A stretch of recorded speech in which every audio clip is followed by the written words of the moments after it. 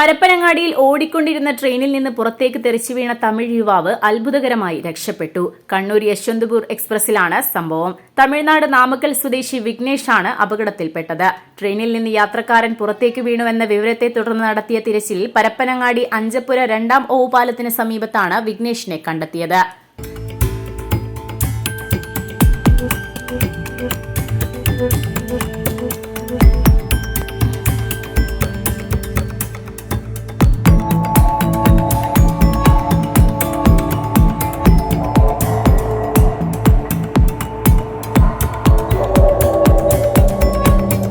Railway പോലീസിന്റെ നിർദ്ദേശപ്രകാരം താലൂക്ക് ദുരന്ത നിവാരണ സേനാ പ്രവർത്തകരും പരപ്പനങ്ങാടി ശിഹാബ് തങ്ങൾ ഫൌണ്ടേഷൻ അംഗങ്ങളും ചേർന്ന് നടത്തിയ തിരച്ചിലിലാണ് വിഘ്നേഷിനെ കണ്ടെത്തിയത്.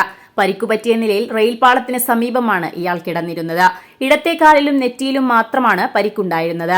ഓടിക്കൊണ്ടിരുന്ന ട്രെയിനിൽ നിന്ന് വീണിട്ടും നിസ്സാര പരിക്കുകളോടെ രക്ഷപ്പെട്ടത് അത്ഭുതമായി.